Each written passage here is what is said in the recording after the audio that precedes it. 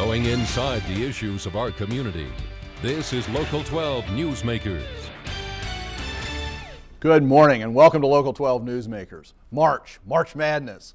This is the month millions of fans will scream their heads off at thousands of high school and college playoff games.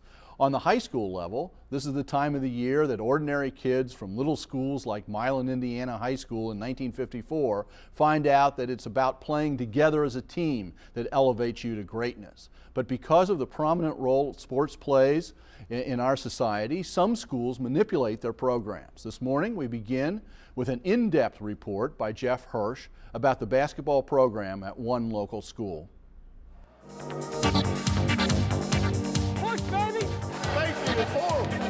Some of the best high school basketball players in the country are right here in Cincinnati. Get back, get back! But most of them, in fact, just about all of them, are not from Cincinnati. They're not even from Ohio. St. Louis, Missouri. Not even from this country. Miss Toronto, but it's good. And some are not even from this continent. We have students from Cameroon, Central Republic of Africa, Gambia. But guess who's paying for this veritable United Nations of hoops? You, the Ohio taxpayer, and not everybody thinks that's such a good idea. I think this is outrageous. This is the basketball program at Harmony Community School, one of about 250 taxpayer-financed but privately operated charter schools in Ohio. Charters are supposed to be innovative alternatives to traditional public education. Before the season, Harmony dropped out of the Ohio High School Athletic Association and the association's rules on age, eligibility, and requirements to play other high schools to become a prep school for sports. Now, when you hear the term prep school, it may conjure up images of rich kids in blue blazers in places like Andover and Exeter in New England, studying the classics to get into Harvard. That's one kind of prep school. Harmony is another. A basketball prep school exists to make better basketball players and get them eligible for a college scholarship. By dropping out of the OHSAA, Harmony is taking in not only high school age students, but older ones, in effect becoming 13th grade for athletes who cannot pass college admissions tests or whose grade point average is too low. Some are in their 5th year of high school, some beyond. 6th year. Harmony plays a national schedule, which includes junior colleges, is part of a national prep school league. Top college coaches like Mike Davis of Indiana show up to scout or keep an eye on players they've already arranged to come here. The man Harmony hired as prep basketball coach, Travis McAvane, said the school has a goal. We want to turn this into the next Oak Hill Academy. Oak Hill Academy, a boarding school in Mouth of Wilson, Virginia, is the best-known basketball prep school in the country. But there's a huge difference between places like Oak Hill and Harmony besides the neighborhood. Oak Hill, and just about every other prep school in the country, is a private school. Go to Oak Hill, it'll cost you $20,000 a year. At Harmony, though, there's no tuition. It's a free public school. But there are those who think this whole thing is a raw deal for Ohio taxpayers. Those critics point out that with traditional public schools having to scrape for every penny they can get, why should your tax dollars be used so some Canadian kid in his 6th year of high school can try to get a basketball scholarship? Sam Schlomer is a member of the State Board of Education. I think this is outrageous that they, as a charter school, would be allowed to operate as a charter school or as a prep school and bring kids from wherever into here at taxpayers' expense. I don't believe that's what charter schools was all about. That's not an alternative to public education. Hold up, hold up, hold up. So, how do you get high-powered players to come someplace they've never heard of? I really had no idea. I had no expectations, really. I hadn't really heard anything about Cincinnati. Cincinnati, it's okay. I wouldn't really choose to live here. Well, one way to get players to come here, you talk success. This is from Harmony's website, the school bragging of Harmony students who received basketball scholarships after last season. Talmadge Bell to Coppin State, Geno Smith to Eastern Michigan, and Sean Smith also to Coppin State. But there's a problem. Talmadge Bell, Geno Smith, and Sean Smith did not play basketball at Harmony. They actually played last season at a tiny school in Newtown called Christian Center Academy. And you can see their names right here on the team roster. These players, along with others, made Christian Center a national prep powerhouse, a private national prep powerhouse where kids had to pay tuition. While Bell, Smith, and Smith played basketball at Christian Center, they never graduated there. Once the basketball season ended, 6 weeks before graduation, all three enrolled at Harmony Community School. And guess who went there too? Actually went there first. Does that look like full court pressure? No, it does not. Travis McAvane. McAvane was the coach at Christian Center. After the season, in April 2005, he took a job at Harmony to create the prep program, taking most of his players with him.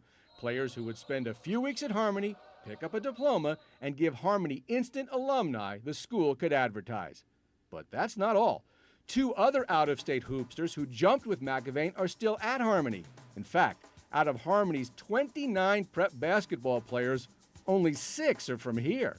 And I say, why confine it just to Cincinnati? You can take it out and have a whole lot of people benefit from it. But according to the Department of Education, quote, Ohio kids go to Ohio schools and get paid for by Ohio dollars. Harmony's basketball roster lists 21 players from out of state or out of the country. Players Harmony says are eligible for free tuition. So how is that happening? Obviously, kids from Indiana and Missouri and Canada and Africa can't commute to Cincinnati every day. Well, Harmony is trying to turn these basketball prepsters from all over the world into Ohio residents.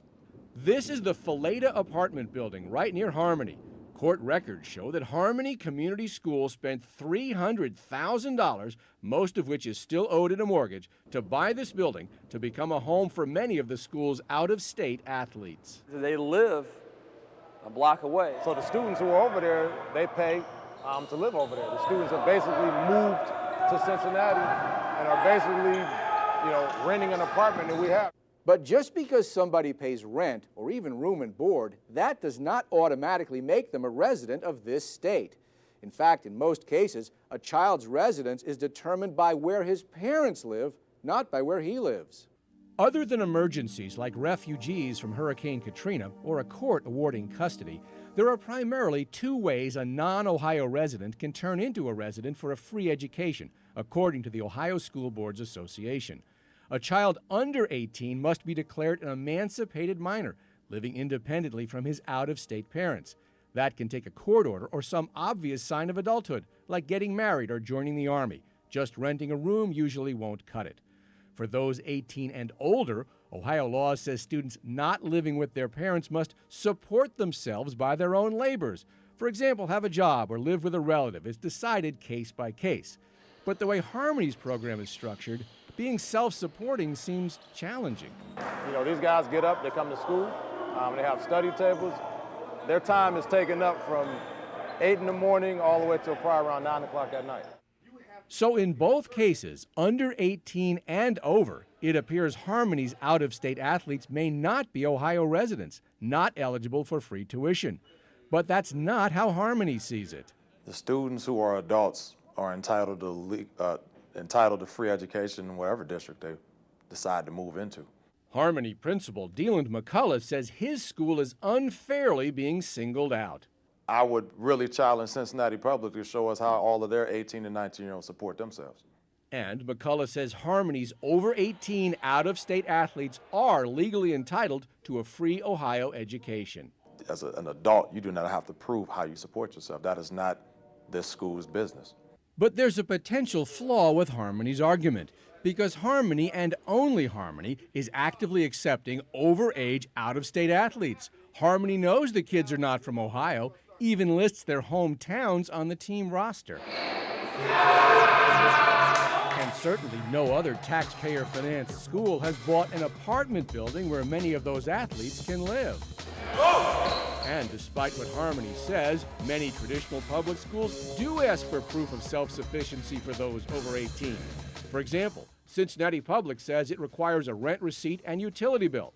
Mount Healthy, the last 2 pay stubs. And Northwest, proof of payment for rent and food. And as for Harmony's out-of-staters who are under 18, well, the school's response raises questions there too, because Harmony seems to admit those under 18 are not Ohio residents. But Harmony says those kids can still attend an Ohio public charter school for free because charter schools by law cannot charge tuition. Because of their age, they're not in a position to establish any residency. So based on that, their home address is wherever they're from. So then are they allowed to get free tuition? Are they entitled to come here for free if their home state is somewhere else? Well, again, I think that's another thing up to interpretation, because I'm going by the letter of the law with community schools which state you can't charge tuition. So we don't. It's never even been a thought. But why didn't anybody raise any questions? Well, that's the way the charter school system is structured. I rise obviously in support of this amendment. When Ohio lawmakers created charters, the idea was to encourage innovation, no restrictions from union contracts, and no elected school boards. Charter schools are independent and simply have contracts with sponsoring agencies. Those sponsors, the people who are responsible for, say, Harmony, they have got to come down and put the clamps on them. But Harmony's sponsor is 200 miles away in Toledo, the Lucas County Educational Service Center, an agency which sponsors nearly 100 charter schools statewide. Harmony has no locally elected school board, so there's nobody responsible to Cincinnati voters who could ask, what's going on here? And there are no tax levies where voters can say that themselves either. Charters get $5,200 a year per student from state tax dollars, with no chance for local voters to say yes or no to charter school performance. That's taxation without representation. And Harmony never told its Lucas County sponsor in advance about buying the apartment building. Well, I talked to our attorney, and there was nothing that was raised in Ohio Revised Code, et cetera, that said it was prohibited. But while Lucas County had no idea what Harmony was doing, another school system was getting suspicious. Local 12 has obtained these documents showing questions raised by the Cincinnati public school system, questions which date back to Harmony's football season in the fall, when the school was still in the High School Athletic Association. There you go. In 2005, Harmony football got very good very fast. The team went from mediocre 2 seasons ago, 2-8, to making the playoffs this past year, 9-1. But in letters to both the OHSAA and to Harmony itself, Cincinnati Public questioned whether many of Harmony's athletes were legal Cincinnati residents because they were all listed as living at the same address, the building Harmony had purchased. In conversations with Harmony staffers, quote, Harmony employees indicated they did not feel comfortable with the enrollment situation. At one point during a conversation, CPS staff was told, this just isn't right. In addition, Harmony initially indicated an intention to file for public assistance in order to help support these students, end quote. Harmony told us that some out-of-staters who came here may indeed be getting public assistance, but the school says that's in line with help it arranges for any student, homegrown or otherwise, from a low-income background in need. Whether it's families or students who need to be pointed in the right direction, that's what we did. So does that mean that some of the kids in from out of state are on public assistance? If they went down there and if they're eligible, they're on it. But the Ohio High School Athletic Association never investigated anything. Residency, welfare, apartment building, nothing. Right after the football season, Harmony dropped out of the OHSAA, so the association has no jurisdiction. But the questions are still here. Take basketball player Geno Smith, a Harmony graduate. Now playing at Eastern Michigan University, Geno is a hoops vagabond who went from his high school junior year in Milwaukee, his hometown, to a senior year at Coastal Christian School in Virginia, to part of another senior year at Christian Center Academy in Newtown, to just 4 months at Harmony and a diploma. When Geno attended the private Christian school in Ohio, there was no need to be an Ohio resident, a private school. But when Harmony took him in, was he an Ohio resident for free tuition? And if not, is his Harmony diploma valid? We tried contacting Geno through his university, no answer.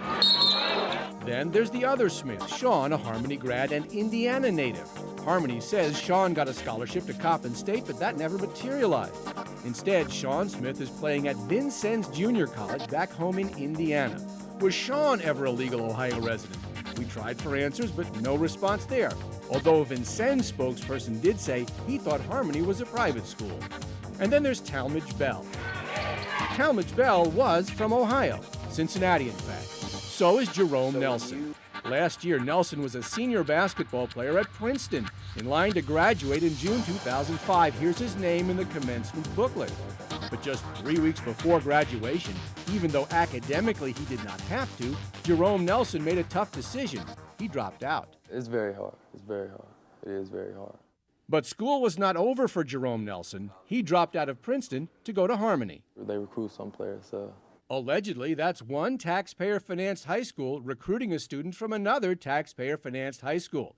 Back then, Harmony was still a member of the High School Athletic Association. Recruiting could have been a rules violation, but nobody complained. It's like I came in a couple open gyms and played, and they said they can get me qualified to go to college. Nelson says things have worked out just as he hoped at Harmony, raising his grade point average and college admission test scores enough to make college basketball a reality. Yes, I'm qualified, and I got a couple scholarships, and I'm looking like I'm going to go to college. And you can't blame a young man like Jerome Nelson for pursuing his dream. High school hoopsters go to prep schools all the time. I felt like it was something I needed to do because I did want to go to college and I did want to play basketball. So. But most prep schools are private with tuition. Harmony is on the taxpayers, a key difference. And in this case, Harmony may have recruited a student who was otherwise going to graduate, giving him a second senior year at taxpayer expense. Harmony says they did not recruit Nelson. As far as recruiting, we don't need to recruit. So, I mean, they recruited you? Yeah. So. But Harmony says basketball players come to them without recruiting. Some from Ohio, most for now from somewhere else. I was making a joke with somebody the other day. I said, we get more support outside of the state.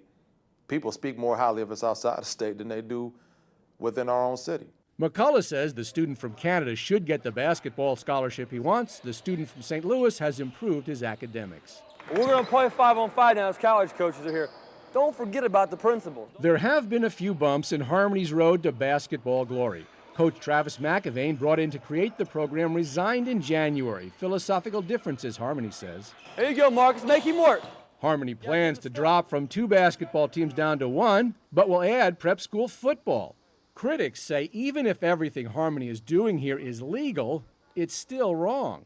Charter schools were intended to afford the parents whose children were attending, say, less than effective schools, an opportunity to seek an education somewhere else. I think having a prep high school basketball program is not an alternative to, say, Cincinnati Public. There is one more thing. The Cincinnati public school system has red flagged about 30 Harmony students who live in the apartment, claiming they're not Cincinnati residents, which could potentially block Harmony from receiving $150,000 in state aid. The flags, what they state is that they're not properly enrolled. It's all about accountability. And so basically it does not confer any legitimacy upon that education. Now, if it turns out Cincinnati Public is right about residency, academic credits, and even diplomas for the athletes who came to Harmony from out of state might not count. Well, that's a real possibility. That's correct. But if Harmony is correct about residency, we might just see the next Oak Hill Academy right here, a public Oak Hill Academy. Champs on 3. 1, 2, 3, pass the champ. Jeff Hirsh, Local 12.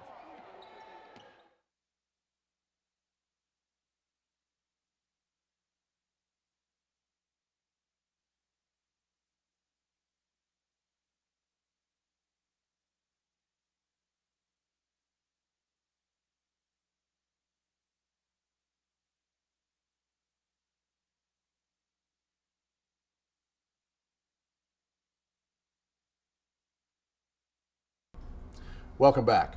To follow up on Jeff's report, I am now joined by Bill Koch, a writer in the sports department for the Cincinnati Enquirer. Currently, Bill covers UC Bearcats basketball, but over the years he covered high school sports in greater Cincinnati for a long time. Bill, welcome to Newsmakers. Dan, good to be here. Overall, what's your reaction to this report? Well, it's certainly not high school sports that I was used to covering or that I grew up watching or that I still watch. I mean, for me, even today, covering college basketball, high school sports is like a respite for me. It's something I like to go to high school football games on Friday night. I like to go for the neighborhood atmosphere, see old friends, see kids of old friends that I went to school with, and that's what high school sports means to me. Obviously, this is a whole different thing we're dealing with. But having said that, I mean, I don't have a problem with kids going to a prep school to improve their grades or improve their test scores to get a scholarship. I do have a problem with taxpayers footing the bill a little bit. But as long as the kids are getting an education, I don't have a problem with that. You know, if it's a school where kids are just going to play basketball and they're not really improving themselves academically, then that's a different thing. And I want to be clear, because I talked to Jeff about this. He does not have any evidence, and he didn't put it in the report, that the students are only playing basketball and not going to class. That is not what he's trying to say here. He's not trying to say that Harmony isn't having them go to the classes. But let's make that distinction right from the beginning. When you say, you know, this isn't the high school sports that you grew up with, you've covered, you like to still attend. When you have a program, though, like this in a city, does this change the dynamic for the rest of high schools in the city? I think it does. Maybe not now because they've dropped out of the OHSAA, so the other schools in the city aren't competing with Harmony. But I think a lot of schools now are looking at different ways, are looking at their athletic programs differently. When I was in high school, you took the players you had, the guys who grew up in your neighborhood or went to a Catholic high school, so the guys who grew up in your feeder parishes, and that was your team. You picked the best guys you had, that was your team. You did the best you could. Now I think schools are more interested in getting kids from wherever they can, finding out who the best athletes are, trying to stay within the rules as much as they can, but it's different. I mean, it's also more specialized, where kids who used to play 3 sports now will play maybe just basketball or maybe just football, because the coach of that sport says you have to specialize in this sport if you're going to play for me, if you're going to get a scholarship. And I think something's been lost with that happening too. Yeah, I want to be clear that it's not just this sort of phenomenon at Harmony that's changing that. It's much broader than that. You were mentioning when you were in high school. In fact, you and I go back that far because I was a teacher there. At that time, I'll say it out, I thought what was happening at Moeller High School with their football program was something that was changing high school athletics as just what was expected of students in terms of bodybuilding, in terms of all sorts of things. And just because of the schedule they played too, all of a sudden they were playing, you know, in Pennsylvania. I don't remember all, but they were playing out of town. They weren't just playing in the GCL and playing local schools anymore. So that changed the perception of it too. And like I said, all of a sudden, winning and the exposure that you got. I mean, we get calls at the office all the time from parents complaining because their kid's not getting enough coverage. And then somewhere along the way, that was lost. That it used to be kids played high school sports maybe to build character, to develop relationships, whatever. But now it's, my kid did this, but it didn't get as mentioned in the paper. So there's something wrong with that, and it's like our fault because they didn't get mentioned in the paper. I think that's changed too. Yeah, sort of the Sports Center, ESPN Sports Center phenomenon. Yeah, give my kids some publicity. Yeah, looking for the big giant dunk so you make it to the news that night. Yeah. Are there high schools in this community that you still are aware of that are doing it right? I think Elder does it right. I wrote a book about Elder athletics, a tradition of Elder, a couple years ago, and you're not an Elder grad. I'm not Let's an Elder make it grad. clear. In fact, I'm a graduate from LaSalle, which is Elder's chief rival, or one of their chief rivals. And I think Elder does it right because they've managed to maintain that neighborhood tradition, and it goes back, decades and decades. And a lot of kids don't live in that neighborhood anymore. They live like further out in Green Township or Delhi, but their parents went to school there. They're still within Elder's boundaries, and they continue their traditions. I've never heard anyone suggest that Elder has done anything illegal or try to get kids that they shouldn't get. I think of the same thing with a lot of the public schools in the area, sometimes who have trouble competing against, for example, the GCL schools. But I have the sense that they stick with their principles and they play the best they can within the rules. The public schools? Yeah. Yeah, I think they do too. And and if a public school kid wants to go to Elder or Moeller or LaSalle or St. X, that's fine. I mean, if they think they're going to get a better education there or more exposure to get a college scholarship, I understand that. So long as the schools aren't out actively recruiting them and giving them money to come there. You cover college sports now. I only have about 45 seconds left. Okay. Is some of this being driven by that college recruiting? We saw Mike Davis there. Oh, sure it is. The college basketball has changed too. I mean, it's all, AAU coaches are directing kids to schools now, and coaches sometimes recruit through those AAU coaches more than they do the kids. They develop relationships with them. And so, yeah, the whole landscape has changed. And we don't hear much about AAU. No. Normally, unless Right. you're really into it. You're right. Bill, thanks for being here. Thanks for and having me. we'll obviously keep following this story. Thank you for making Newsmakers a part of your Sunday morning. Join us again next week when immigration reform will be one of our topics. Have a good week.